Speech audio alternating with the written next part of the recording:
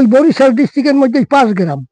ওই যেরকম আমার মামা বাড়ি গোবর্ধন তালুকদার বাড়ি। তো একদিন আমার চলে যেতে হবে, ভবিষ্যতে এরা কি করবে, বিঘাখানে নিয়ে থাক, বিঘার একটু বেশি হবে, ওইখান থেকে তার দিয়ে দিছি। এমনকি এই আমার ওই একটা প্রতিজ্ঞা ছিল যে আমি চাকরি করব না। নমস্কার বন্ধুরা, আশা করছি আপনারা সবাই ভালো আছেন। আজকে শ্রী হিমাংশু মহাশয়ের সাক্ষাৎকারের দ্বিতীয় পর্ব আপনাদের সঙ্গে শেয়ার করতে যাচ্ছি। তাহলে চলুন আমার সঙ্গে আপনারাও দেখতে থাকুন। তখন তো 8 ক্লাস পড়া বা 10 ক্লাস পড়লেই তো ওই সময় এরকম চাকরি দিয়ে দিত। চাকরি মানে তোমার 10 পাস, যদি তার পার্সেন্টেজ ভালো থাকতো, ক্লাসে সে ফার্স্ট হয়েছে বা সেকেন্ড হয়েছে, সে এমবিবিএস এর চান্স পাইতো। এমবিবিএস আপনি তো 8 ক্লাস পাস, ওইখানে তো আপনি তো মাস্টারি চাকরি পেয়ে যেতেন না। মাস্টারি চাকরি পাইলে তো আমার এই জমি জমা নেওয়া হয় না, চাকরি ওটাও না। এই যে তোমার এই যে বেতের কাজ আছে না, ওই বেতের কাজ সম্বন্ধে আমি গেয়া তো না, আমি ওই করতাম। এই কর্ম করিয়া চেয়ার বুনতাম, সোফা সেট করতাম, টেবিল বানাইতাম, ওই বেত হাতের কাজে খুবই দক্ষতা। হ্যাঁ, সাংঘাতিক দক্ষতা। আচ্ছা, ওই করতাম, কিন্তু আমারে ওইগুলো বানিয়ে কি করতেন? বিক্রি হতো, মানে ওই বাজারে অর্ডার করতো, পোর্টবিলারে নিত, মায়া বন্দরে নিত। তখন তো কেউ বানাইতো না, পঞ্চবটি একটা লোক বানাইতো, সে নন বাঙালি। ওইয়ার দ্বারা আমি যাইতাম, যাই আমি নিজেই দিয়ে করতাম। মানে ওইখান থেকে দেখে দেখে মাপ করে নিজের মতো। আমার আবার অন্যরকম একটা নেশার। আমি তোমার লগে কথা বলতেছি, তো চেয়ারটা দেখতেছি, আমার দরকার না, আমি কিন্তু এমনি যাইতাম, মাপতাম, পায়াটা কত উঁচা, রাউন্ডটা কত, এইসব আমি নিজে একটা করিয়া আমি আনতাম। আমার গুরু নাই আর কি, এই করিয়া টরিয়া এই কাজ আমি করতাম। আর এই বাগ বাগিচা করতাম। ছেলেপান তো স্কুলে যায় ছোট ছোট, খালি ওই রতনরে আমি 13 মাস বয়সে নিয়ে যাইছি, আমার বড় ছেলে। আচ্ছা, 13 মাস বয়সে আমি এই দেশে ওকে নিয়ে আইছি। এখানে আসার পর ওই মেজো ছেলে, আমার একটা মেয়ে আছে এই রাস্তার পাশে, আর ছোট ছেলের ঘর ওইখানে। সবাই বাগবাটোরা করে দিয়ে দিয়েছে না? বাগবাগরা করে দিয়ে দিছি, যে যার মতো করে খাওয়া। হ্যাঁ, আর এই যে একটা সার্কেল আছে, এই সার্কেলটা আমার। এইখানে আপনি থাকেন? এইখানে এই হলঘর। এটা তো মন্দির? এটা মন্দির না, এটা হল। মন্দির ওই তোমাকে দেখাবো অনেক ঠাকুরকে। বাৎসরিক পূজা আগস্ট মাসে পড়ে, 17 তারিখ, কোনো বছর 18 তারিখ। তো ওই সময় পরে, ওই সময় প্রচুর লোক হয়, 1000, 1200, 800 এইরকম লোক হয়। এইরকম প্যান্ডেল করি। এই প্যান্ডেল এখনো খোলা হয় না? এটা না, প্যান্ডেল ওখানেও আছে। আমার ওই ছোট ছেলে, আমি তোমার আরেকটু দেখাবো অনেক, সে জায়গায় একটা প্যান্ডেল করি। আচ্ছা, পাকের ঘর করিয়া নিয়েছি, সেগুলো তোমার বলবো, দেখাবো, তোমার মুখে বলবো না। আমি কি কি করছি সেটা দেখে যাও। তারপর আমি এই হল করছি, ওখানে মন্দির করছি আগে, তারপর হল করছি, তারপর আবার ওই তোমার মায়েরে করছি ওই পাথর বালি দিয়া, মাটির না। আচ্ছা, তো আস্তে আস্তে হ্যাঁ, আস্তে আস্তে আমি ওই সব করে নিছি, যে আমি তো একদিন আমার চলে যেতে হবে, ভবিষ্যতে এরা কি করবে, এই নিয়ে থাকবে। আর এই মায়ের ঘটনা হয়েছে, এই মা এরে বলতো, তুই আমার পূজা কর, তুই যেভাবে করো সেইভাবে কর, তুই একটা ফটো কিনিয়া সেইটা ঘরে রাখে আমার পূজা কর। ওই একটা ফটো দিয়া পূজা আরম্ভ করি। সেই ফটো দিয়া ওখানে একটু মন্দির ছিল, তারপরে একটু টিন দিয়ে করলাম, তারপর আবার ওই যায় মন্দির করলাম, তারপর আবার পাকা শুরু করলাম। মানে আস্তে আস্তে আস্তে আস্তে এটা মাই করায়, আমি করি না। আমি কল্পনা করি এই যে একটু হইলে কেমন হয়। এই জায়গায় যেরকম একটা কাঁচা ঘর ছিল, টিন দিয়া খাম্বা দিয়ে বানাইছি, এই যে ভাঙ্গে যদি একটু পাকা করতে পারতাম, এইরকম কল্পনা করতে করতে যেন কেমন করিয়া হয়ে যায়। আচ্ছা, এইভাবে করতে করতে এখন এই সার্কেলটা খুব একটা বড় সার্কেল। কিরকম, এক কর্নারে তো এদের একটা নালা, এদের একটা পাহাড়, এধারে আর কোনো লোকের বালাই নাই বা জমি করার কায়দা নাই। ওই নালাটা আছে, উপরে একটা সরকারি শ্মশান করা হয়েছে। আর এই ধারে, তাতে হিসাব করতে গেলে ওই বাগ বাগিচা তোমার আমি দেখাই। উঠবা এখন, উঠবা, আসো। তা ঠাকুর দাদা হ্যাঁ? বলছি ওই দেশের থেকে আসার পরে আর যাওয়া হয় না না, আমি সেই পূর্ববঙ্গে আর যাই নাই। কেন? কেন যাই না তা শুনবা। হ্যাঁ। আমার বাড়িতে হরির দালান ছিল, হুম, রাধাকৃষ্ণের পূজা করতো আমার বাবা। হুম, আমার বাবা সেই আমলে হুম, মাস্টার, শিক্ষিত লোক ছিল, হুম, সে চাকরি করতো। হুম, তারপর বিষয় সম্পত্তি প্রচুর, বাবা প্রচুর। হুম, আমি ভীষণ একটা ধনী ঘরের ছেলে। হুম, তো ভাইয়া করতে করতে আমার মা তিনজন, হুম, আমার তিনও মা মারা গেছে, হুম, আমার বাবা মারা গেছে, হুম, আমার বড় ভাই মারা গেছে, হুম, আমার ছোট্ট একটা বোন মারা গেছে, হুম, আমার একটা দিদি মারা গেছে, হুম, সব মারা গেছে। আমার কাকু মারা গেছে, হুম। কাকুর যে আমার কাকিমা, তারে আমি কেন কাকি, এইভাবে মারা গেল? এমনি বয়স হয়েছে, ও, তাছাড়া এমনি অসুখ বিসুখে ও, মরছে। তারপর নাইলে আমার বাবা তিনটে বিয়ে করছে তো। ও, আগের মায়ের কিছু ছিল না, মেজো মায়ের দিদি হয়, মাও মরছে, সেও মরছে। হুম, পরে আবার বাবারে আমার কাকু বিবাহ করছে। আর তখন নিয়ম ছিল কি, আমার বাবার আমলে হুম, 5 বছর, 7 বছর, 9 বছর, 11 বছর, 12 বছর উত্তীর্ণ করতে পারছে না, হুম, তার আগে বিয়ে দিতেই হবে মেয়ে, ও, নাহলে তার বংশ নাকি নরকুণ্ড হয়। হুম, হ্যাঁ, মানে সেকেন্ড ম্যারেজটা হুম, বাপের সংসার হইলে না হয়, হুম, এই একটা কানুন ছিল। এই যে আমি তোমার এই দিদারে আনছি না, হুম, 9 বছর 11 মাস, তখন আমার বয়স 24 বছর। হুম, এইরকম একটা নিয়ম ছিল। তো সেইটা করিয়া বিষয় সম্পত্তি সব নদীতে, হুম, এদিক দিয়ে গেছেন, এদিক দিয়ে নদী একটা গেছে, হুম, এদিকে গিয়ে মিলছে, হুম, এটা মিল গিয়ে আবার এদিকে একটা মিলছে। হুম, তার এই ভিতরে আমার বাড়ি ঘর, হুম, অনেক একটা গ্রাম, হুম, সেই গ্রামটা সব ভাঙে গেছে নদীতে, নদীতে। ভাঙ্গা অপর সাইডে যাইয়া জায়গা হয়েছে। না, পূর্ববঙ্গের নদী তো, হুম, ওই নদীর জলে জোয়ার ভাটা ছিল, হুম, হুম, জোয়ারে ভরতো, হুম, বাটিতে জল টাইনা যাইত, হুম, তখন ভাঙতো। তো ওইসব ভাঙা টাঙার পর আমি কিন্তু নিত্য হয়ে গেছি বাবা। হুম, অল্প সীমিত কিছু জায়গা জোগাড় ছিল, হুম, না এই দেশে আর থাকবো না। হুম, এইখানে আইসি, আইসে মনের মধ্যে এমন একটা আঘাত লাগলো হুম, যে যেখানে আমার জন্মভূমি, হুম। তো সে জায়গায় আর আমি যাবো না, ও, এই জন্য আর যাওয়া হয় না। আর যাবো হয় না। আমার মনটা চাই নাই কোনো সময়, কোনো সময় মনটা চাই, আমার একটা অশ্রদ্ধা এসে গেছে। হুম, হুম, যেখানে আমার এত কিছু, আমার কাছে মানুষজন আসতো, নিত, এটা করতো, একটা হুম, সুখের সংসার, তখন আমি একটা নিঃস্ব হয়ে গেছিলাম বাবা। হুম, আমার ওই খাওয়া দাওয়া ভীষণ নিঃস্ব, গরিব যাকে বলে তাই হয়েছি। তো তাই যখন হয়েছি, তাহলে আমি যাব না, এই ছিল আমার একটা জেদ। জেদ ছিল। এই যে আমি ফুটপাত আনছি, হুম, ওই সরকারের, এটা সরকারি ফুটপাত। হ্যাঁ, পঞ্চায়েত দিয়ে না? হ্যাঁ, 50 পয়সা, 50 দিয়া করাইছি।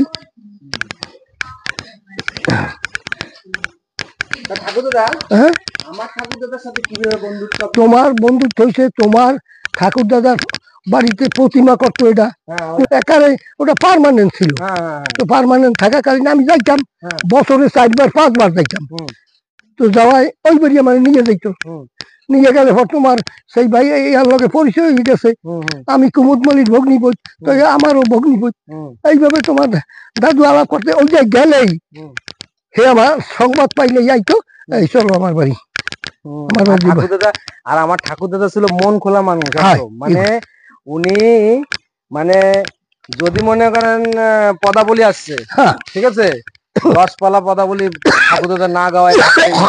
তোমার সেই ঠাকুর দাদা নিজে করতো, হ্যাঁ, ও সর্বজনীয় না। হ্যাঁ, ওই তো হ্যাঁ, সর্বজনীন না তো, ও নিজে। নিজে করতো বেশ, হ্যাঁ, ধনী, হ্যাঁ, হ্যাঁ, মানে দাদুর ওই একটা হ্যাঁ, ছিল। ধনী এবং আর্থিক অবস্থা বিরাট, হ্যাঁ, সুন্দর করছে লোক। হ্যাঁ, তো সেই জন্য তার সাথে পরিচয়। এই জায়গা পুকুর কার? আপনারই? এই পুকুর আমার, পুকুরে কি কি মাছ আছে? মাছ আছে রুই, কাতলা, তেলাপিয়া, তারপর রূপচান্দা, ওই ভ্যারাইটিস পাঙ্গাস মাছ। এগুলো কি বিক্রি টিক্রি তো করার জন্য বিক্রি না নিজেদের খাওয়ার জন্য? বিক্রিও হয় যখন দরকার, হ্যাঁ, নেয়।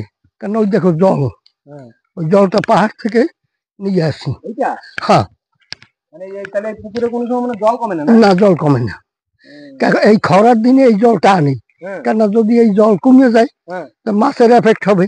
হ্যাঁ, আর এই যে দেখো সুবরি গাছের লাইনটা দেখছো, হ্যাঁ, হ্যাঁ। ওই লাইনের ওপাশ কিন্তু আমার না, আপনার না? না ওই লাইনটা এইভাবে গেছে, হ্যাঁ। ওই যাইছো না বাগিচা হ্যাঁ। রোডের ওই পাশে, হ্যাঁ। ওইভাবে গেছে এই সাইডটা আমার। এখন এই সাইডটা আমি কি করছি, এইভাবে চলে গেছি। এই বাগিচা আমার বয়স ছোট ছেলের, হুম। এটা 3টে পার্ট করছি। হুম। মেয়ের এইখান থেকে 2 বিঘা জায়গা দিয়ে দিছি। হুম। আর ওই মাঝখানে আমার বড় ছেলে, সে বাগ বাগিচা করে নাই। হুম। তারপর হয়েছে আমার মেজো ছেলে, মেজো ছেলে বাগ বাগিচা করছেন।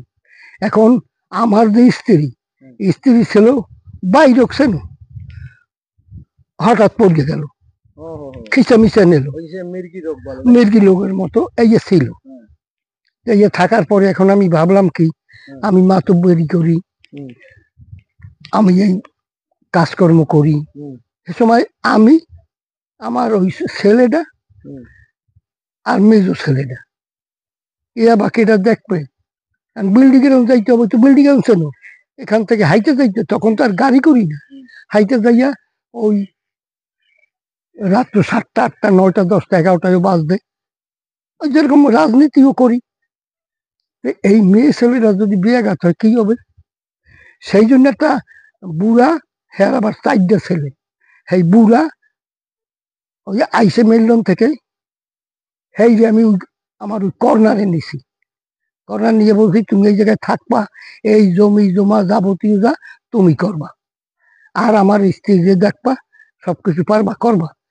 করবো তো দাদা, আমার একটু জায়গা দেবেন আপনি? হ্যাঁ দেবো, তোমার চিরদিনের জন্য আমি একটু জায়গা দিয়ে দেবো, তুমি থাকবা।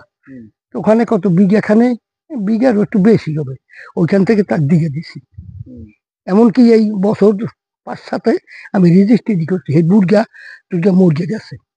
হয়, এখন আমি যদি না দিয়ে যাই, আমার ছেলেরা তো দেবে না, না দিলে আমার, আমি তো তার কাছ থেকে উপকার পাইছি না।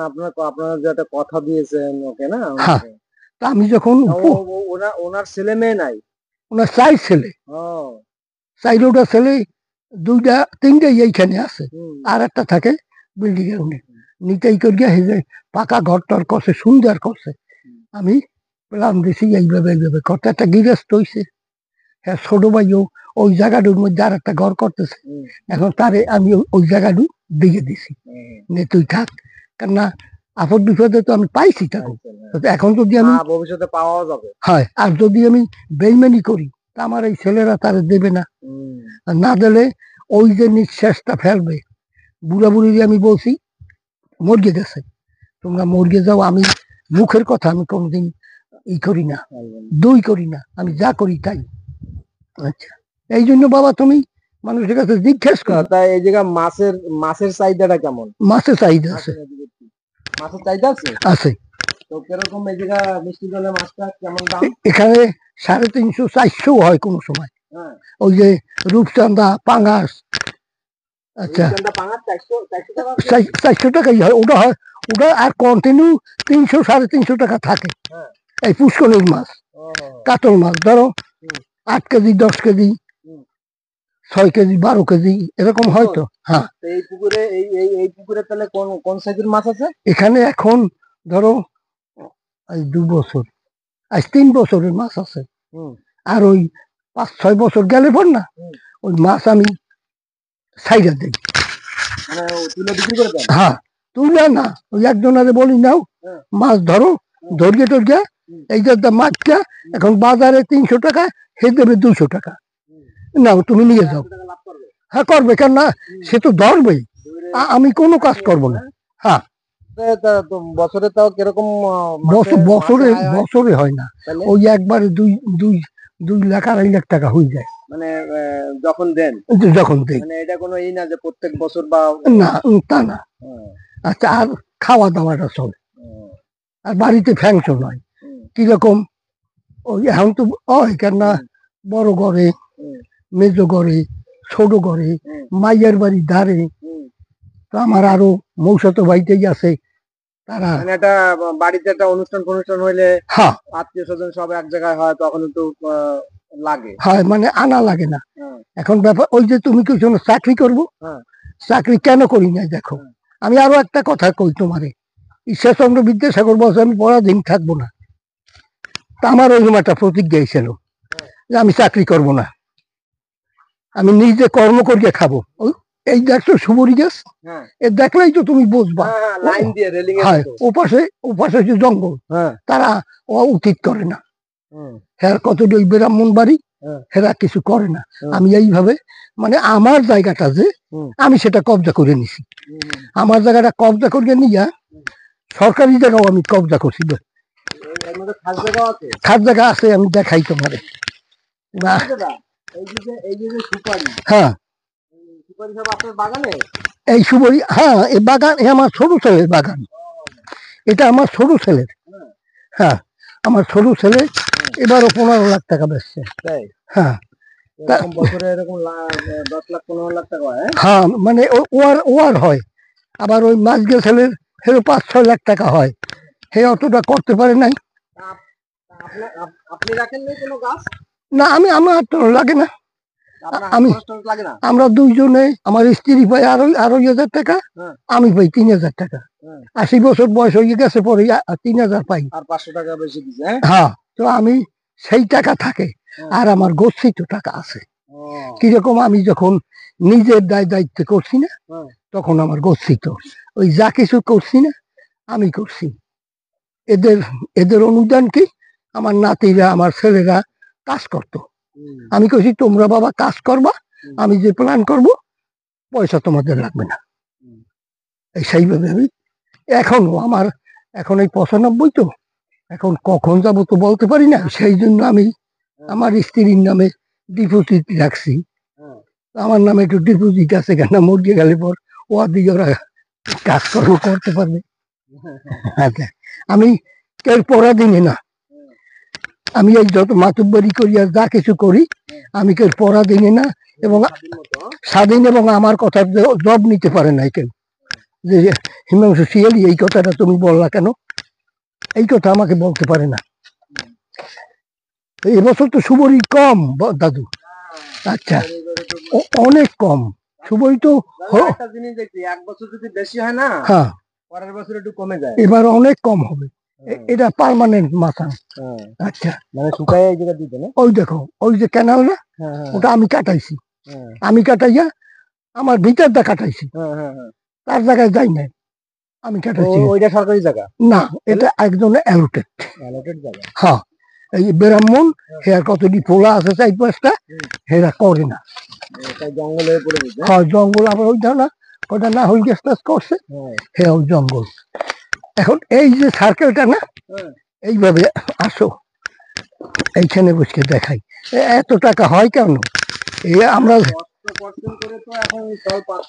হ্যাঁ এখন আমরা তো 16 বিঘার মালিক, আমরা তো 30 বিঘার মালিক না, তোমাদের চাটাম দিলে তো হবে না।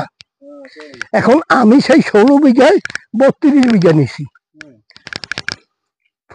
ওইখানে একটা ঝর্ণা আছে, ওই দেখো, হ্যাঁ এই যে জলটা যায় না, ওই দেখো না, ওর ওপারটা খাস হয়। ওই জায়গার ঝর্ণার জল আপনার পুকুরে চলে আসে? হ্যাঁ, ওই তো দেখাবো আমি। আমি এসব, আমার এগ্রিকালচার লাগে না, মানে এটা নিজের আইডিয়া করে। তোমার কমসে কম 2-3 লাখ টাকার পাইপ কেনা আছে উপরে, তোলা ইসের আছে না, প্লাস্টিকের পাইপ, জল দিতে হয়। হ্যাঁ,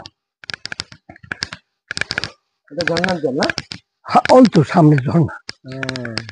এই যে বাগিচা দেখো না, এই বাগিচা কমসে কম 10-12 বিঘা ভিতরে চলে গেছে, ওটা কিন্তু খাসল্যান্ড, ওই ঝর্ণার উপর থেকে খাসল্যান্ড।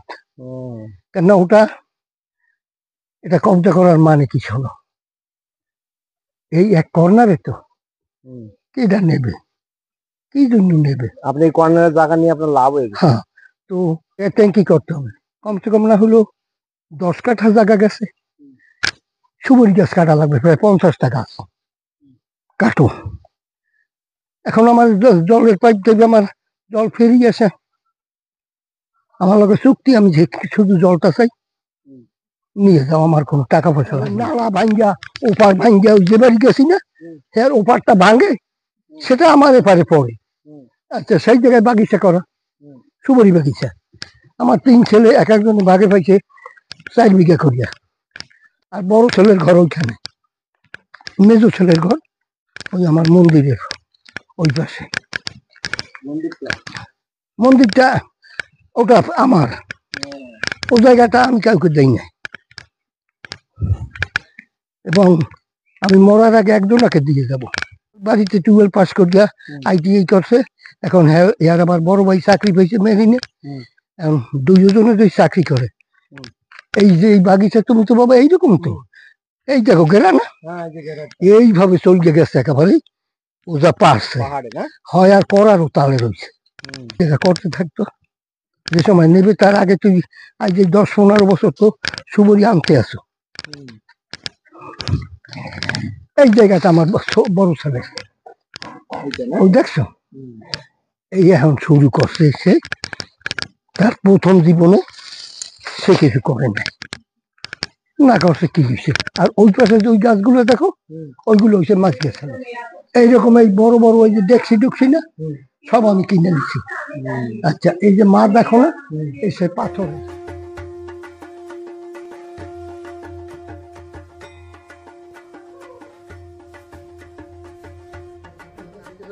পুরা মানে আমার 3টে মামা বাড়ি ওইখানে। হ্যাঁ, মামাদের নাম? মামাদের নাম ওই যোগেন তালুকদার, মহেন্দ্র তালুকদার, জোনা তালুকদার। ওদের সঙ্গে যোগাযোগ আছে? যোগাযোগ আছে। তারপর কোথায় থাকে? ও একদম ওই ওই বরিশাল ডিস্ট্রিক্টের মধ্যে 5 গ্রাম। ওই যেরকম আমার মামা বাড়ি গোবর্ধন তালুকদার বাড়ি। আর এক মামা বাড়ি হয়েছে দীর্ঘা, ওই ওই মধুপুরা এইটা থুইয়া তোমার গোবর্ধন থুইয়া হাইয়ার একটু অনেক দূরে 5 গ্রাম, সেটা হচ্ছে তোমার দীর্ঘা গ্রাম। সেই জায়গায় ছিল আমার বড় মায়ের বাবার বাড়ি, অন্নদা ডালির বোন। তারপর আমার গ্রামে 2টা পাড়া, একটা দক্ষিণ পাড়া একটা উত্তর পাড়া। উত্তর পাড়া বারোই বাড়ি, রাখাল বারোই, রামচন্দ্র বারোই, যোগেশ বারোই, তারা আমার মাতুল বংশ। এখন কি ফোনে যোগাযোগ হয় নাকি? ওই ফোনে কথাবার্তা একটু হয়। আর এই পুরানো লোকজন তো নাই, এখন ওই ছেলে পানে জানছে যে এটা কি হয় না হয়। তারপর পিসা বাড়ি, পিসি বাড়ি, কত কিছু। ওনারা কেউ আসে নাই আপনাদের এখানে? না, আসে নাই। ওনাদের কি বলতে চান যদি আপনারা ভিডিও দেখেন? ওনাদের বলার সে পরিচিত লোক তো নাই, কার লগে বলবো। যারা যারা যারা কথা বলে সেটা তো ওই মামা একজন আছে, তার লগে একটু কইলাম। আর মামা তো ভাই যেটা তো আমার চেনে না, না চেনে না। নাম বলছেন, নামে পরিচিত হবে। হ্যাঁ, এই নামে এরা যদি আগ্রহ থাকে তই তো হবে। এখন সেটা তো তাদের আগ্রহ নাই, আমার ছেলে পানের জন্য আগ্রহ নাই। কই যা পূর্ববঙ্গের দিকে ঘুরে আয়, যায় না, কি করবো। আচ্ছা, ওই এক বোন আছে একটু দূরে, নাজিরপুর বলে, যাই মানে ধর্মবোন। দিদিও নাই, দাদা বাবু নাই, তার বড় ছেলেও বোধহয় নাই, বড় মেয়েও নাই। তো আর যারা আছে সেগুলোকে তো আমার এরা তো জানিও না যে এরা কবে হইছে না হইছে। আর যারা হইছে, যারা বড় ছিল এরা তো নাই। তো এখন কোনো জায়গায় যোগসূত্রও নাই, এই দিদি বাড়ি কোনো যোগসূত্র নাই, কেন কার লগে করবো। লাস্ট প্রশ্নটা জিজ্ঞেস করবো আপনাকে, এই যে মধ্য আন্দামান, এই মধ্য আন্দামান যেরকম আপনাদের এইটা বিল্লি গ্রাউন্ড নাম কি করে পড়লো? বিল্লি গ্রাউন্ড ওই যে বাজারটা দেখছো, ওইটা আমরা আসার আগে শুনছি বিল্লি গ্রাউন্ড। বিল্লি গ্রাউন্ড, বিল্লি গ্রাউন্ড মানে কিসের জন্য নামটা পড়লো ওই সেইটা তো বলতে পারবো না, কেন এইটা ওই যে পিডব্লিউ ডিপার্টমেন্ট ছিল, যেরকম এই কোরআন নালা একটা জায়গায় একটা ডেরা ছিল। তো তখন ওই স্বদেশনগর কিন্তু সেটেলমেন্ট, শান্তিপুর সেটেলমেন্ট, এটা তো জঙ্গল। তো ওই যে অফিসাররা পরিষ্কার করছে বা ই করছে, তারাই বোধহয় ওই নামটা রাখছে, কোরআন নালার নাম রাখছে। এখন এইসব নামগুলো কিন্তু আমাদের না। আমাদের নাম কি, আমরা রাখছি জয়পুর, কমলাপুর, মীনাক্ষীনগর, প্রফুল্লনগর, বাসন্তীপুর, হরিনগর, জয়পুর, ডিউকনগর, আমরা এই নাম রাখছি। এগুলো আমরা যাই তহসিলদার অফিসে এক এক গ্রাম এক একজন নিছি, যারা একটু নেতা টাইপের, তারা উল্লেখ করছে আমাকে গ্রামের নাম এইটা থাকবে। আমি যেরকম বলছি আমার গ্রামের নাম জয়পুর থাকবে। তাহলে আপনাদের এই গ্রামের নাম কি? আমার এই গ্রামের নাম জয়পুর। জয়পুর। হ্যাঁ, কিন্তু পঞ্চায়েত কিন্তু ওই বিল্ডিং এর। হ্যাঁ, ওই বাদাম নালা ওইটা একটা আলাদা পঞ্চায়েত করা হয়েছে, ওটা বাসন্তীপুর পঞ্চায়েত। আর এইটা হচ্ছে হরিনগর পঞ্চায়েত। এই আমরা যে আরবিডি, এই এই 340টা আরবিডির মধ্যে 2টা পঞ্চায়েত হয়ে গেছে এখন। একটা বাদাম নালা বাসন্তীপুর কয়, আর একটা হরিনগর। এই পঞ্চায়েতটা কিন্তু বিল্ডিং এর না, হরিনগর পঞ্চায়েত। আচ্ছা, আর ওপারে আছে শান্তিপুর আর স্বদেশনগর এক পঞ্চায়েত, স্বদেশনগর পঞ্চায়েত। এইরকম আমরা যারা ছিলাম তারাই রাখছি নাম। যাই হোক, ঠাকুরদা আপনার সঙ্গে কথা বলে অনেক ভালো লাগলো, অনেক কিছু জানতে পারলাম। আর এইভাবেই সুস্থ থাকবেন, ঠিক আছে? ঠিক আছে, তোমরা ভালো থাকো, আমার আশীর্বাদ রইল তোমাদের কাছে। আচ্ছা, তাহলে আসি তাহলে এবার। হ্যাঁ, ঠাকুরদাদার জীবনের অনেক অভিজ্ঞতা এই সাক্ষাৎকারের মাধ্যমে আমরা জানতে পারলাম। ওনার মুখেই জানতে পারলাম যে এই সমস্ত জায়গা খুবই দুর্গম ছিল এবং জঙ্গলে ভরা ছিল। ওনার বুদ্ধি এবং কঠোর পরিশ্রমের ফলে হয়ে উঠেছে সুন্দর গ্রাম বাংলা। ওনার বুদ্ধির কারণে আজকে পুরো জায়গাটাই ওনাদের। এখানে 3 ছেলে আলাদা আলাদা করে বাড়ি তৈরি করে দিয়েছে। জায়গা জমি এখন আর কোনো অভাব নেই। এখানে রয়েছে পাথর ভাঙার মেশিন। একটা সময় অভাবের সংসার ছিল, আজকে ওনার সব কিছুই আছেন। তাহলে বন্ধুরা, আজকের ভিডিওটা এখানেই শেষ করলাম। আপনাদের কাছে কেমন লাগলো অবশ্যই কমেন্ট করে জানাবেন। আপনারা সকলে ভালো থাকবেন, সুস্থ থাকবেন। আপনাদেরকে অসংখ্য ধন্যবাদ।